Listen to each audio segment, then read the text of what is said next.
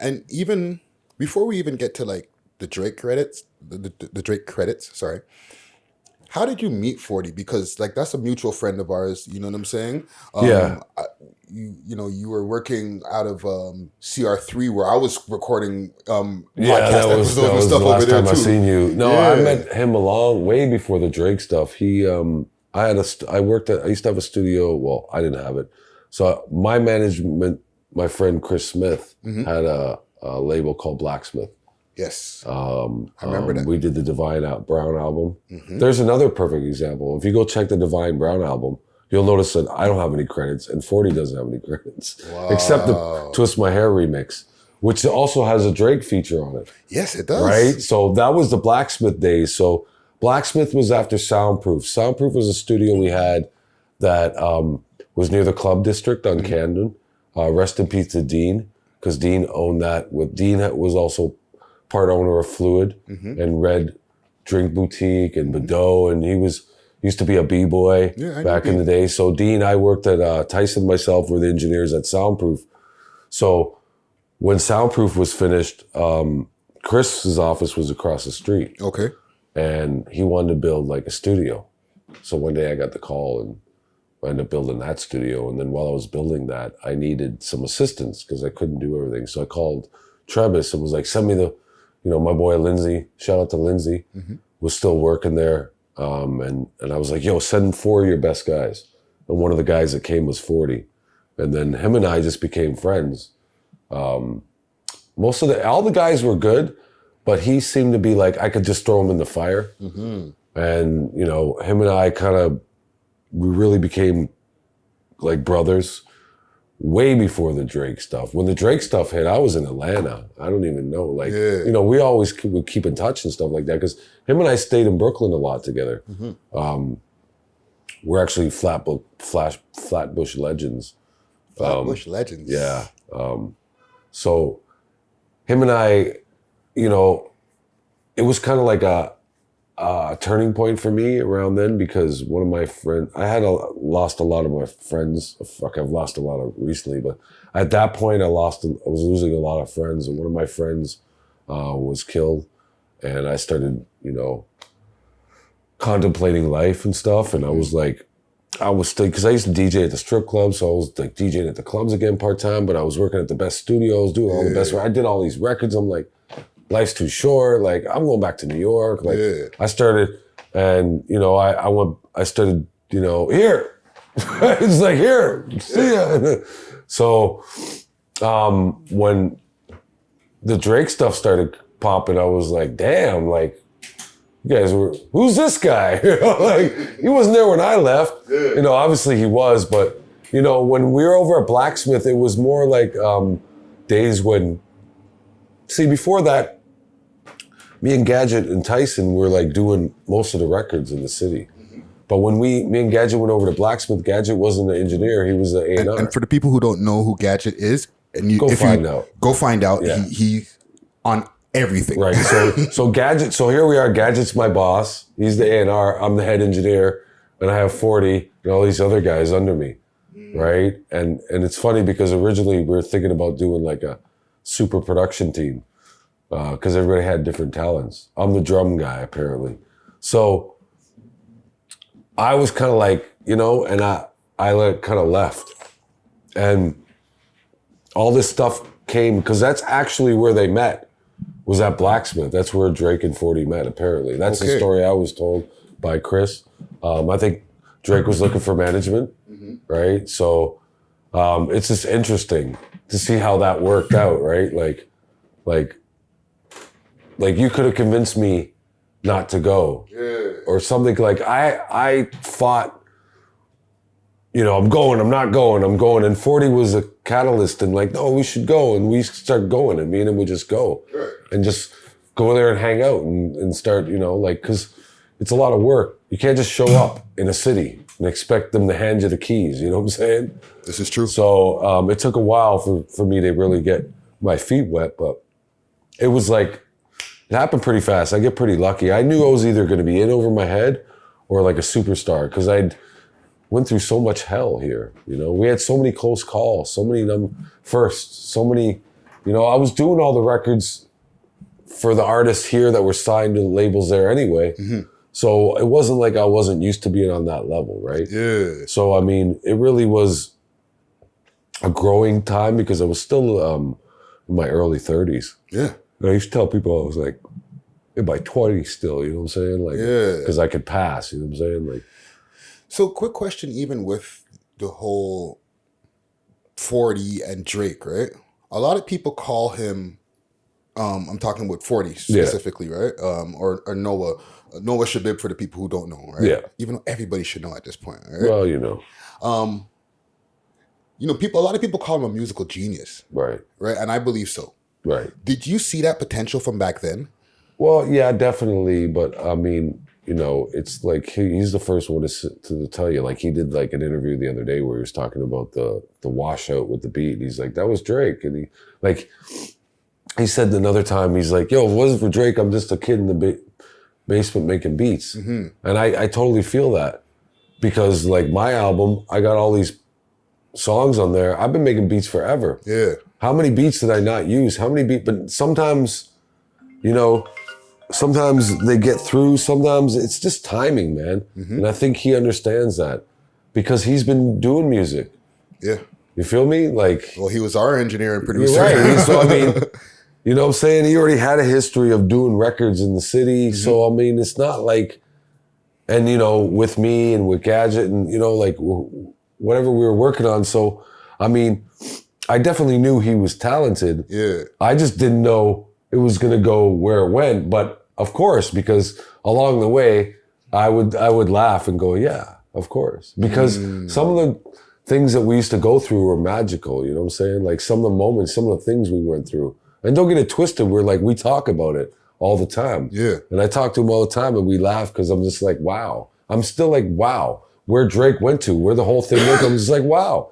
You know, like never in a million years. It could have been just another one of those pegs in the stoke that like, because it's not the type of artist situation that happens every day. You know what I'm saying? And it depends how you look at it, right?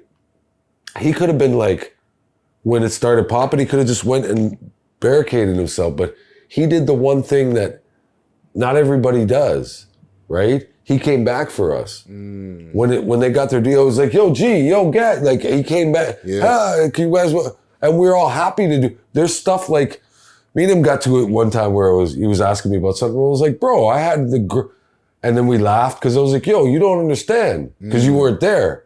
And I go, I had the greatest memory because of that, but you gave us that. Yeah. Because it was the Thank Me Later, the Jay-Z song that me and Gadget mixed it. Okay. But me and Gadget had like a great time that weekend. It was like, we had been through so much.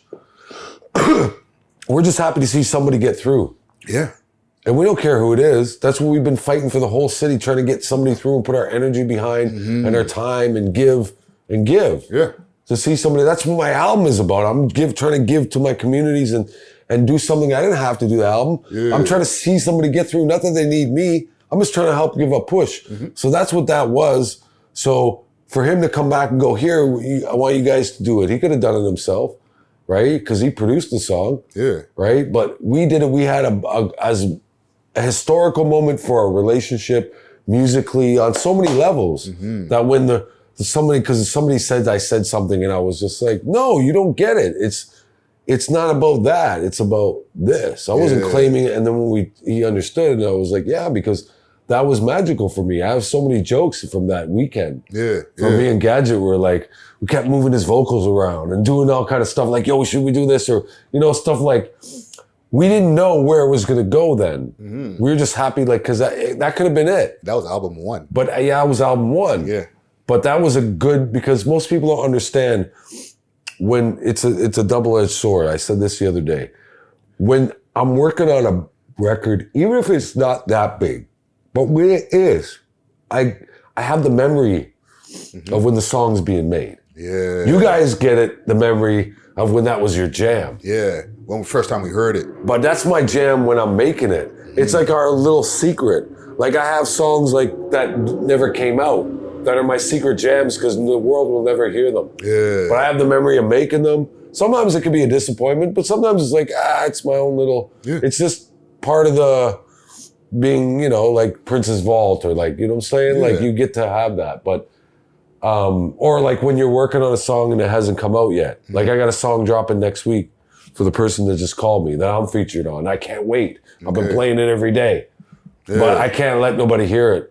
You know what I'm saying? But I'm excited. Those are the fun moments of doing this, right? Or like me and 40 driving around while he's working. Yo, let me play the new Drake song. And you get excited and you can always share it with certain people, right? So that part of it is fun, you know, because like we should be so lucky. That's what it comes back to, right? And that's the theme of it all. I'm like, damn, we're lucky, man. Let me ask one more question on the Drake and 40 relationship before we move on to other stuff, right? Do you think that there would be a Drake without 40 and vice versa? It's a tough one because they did really kind of bring it back to the like Guru and DJ Premier to like remember when the DJ was a good analogy. Remember when the DJ was the producer for the rapper? That's how it used to be. So it doesn't make it doesn't, and he's a big fan of DITC, so it's not far-fetched that it would work out that way because that's how it used to be. Like, you know, but at the same time, Drake's so talented that you got to think that he probably would have been okay without him, but yet they made a sound together. So that is a big, big part of it. And it's a hard call because I'm sure he does rap on other people's productions, but, you know, he's already been established his sound then. Right? So, it's a tough call. But, I mean, you know, it's almost like a situation where you need each other. Like, it's like, you know, any of the great situations. You know what I'm saying? And that's where the magic is. So, I mean, sometimes it's not the same, right? If you write the story over without it, like Dre and NWA, right? And that story's been told over and over, and it is a factor, man. So, I mean, it's a tough call. Hey, you know, I ask the tough questions sometimes, man. You got to keep it tough. And you, from back in the days, you've worked with, like you mentioned, Socrates. You know, there's Glenn Lewis. Give us some more legends. And we mentioned Choclair, Cardinal Official, Ghetto Concept, Jellystone. I actually have a personal vinyl collection of records from that I engineered on. A lot of them are Toronto. One I pulled out the other day, Blue Scorpion. Shout out to Rexdale, Red Life. I don't know if you remember those. Yes, I remember Grassroots. Red Life. I didn't get to work on any Citizen Kane back in the day, even though that's why I wanted to do that song with him. Yeah, big up Spades. But there's so many like Point Blank. There's so many groups that I forget, so many sessions.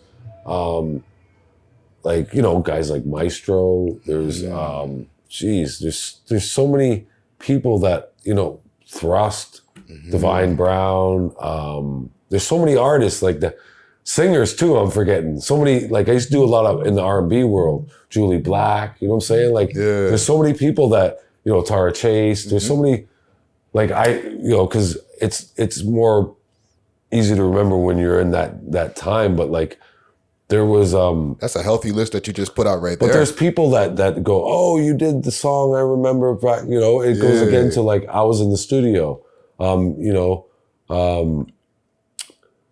like I'm forgetting so many people, you know what I'm saying? You know, but that was how the vibe was. I was like in the studio 24/7. That's what I was known for. I was always awake, bro. I was always just, because I felt lucky to be able to do that, and it wasn't about money. I used to get off on the vibe that I'm actually making music, right? Now that didn't wear off. I still like remind myself, but like I'm lucky. So that is what used to drive me, and it still drives me. I was in New York recently, and I remember me and Eric and Boogie, shout out to Eric Sermon and Boogie, we're in the studio and we had like a beat battle. Here, take some sound. We all went and made beats. And just for the fun of it. And we were like, okay, whichever one's the best we're gonna use. And I don't even know if it got used, but the point is, we're all grown and we're still like, we still have the same passion and drive for making music. You know what I'm saying? Like sometimes I get on myself for not being as on like, oh, you gotta, you know, but when I go, right? And people, I'm known for that. So people are like, yo, bang, bang, I'll go. Throw me in, coach. You know what I'm saying? Yeah. So, I mean, I'm thankful that I was able to be able to do it, and then I'm still able to do it. So that's what that fuel was back then. I was like, yeah, who's in? Okay, let's go. Because, you know, I could track records and fall asleep. Like I could fall asleep while you're doing your vocal, wake up when you're ready to punch. You know what I'm saying? Like, if I needed a nap, you know, because that's all I did, you know, was just like, that's all I wanted to do. 24/7 music.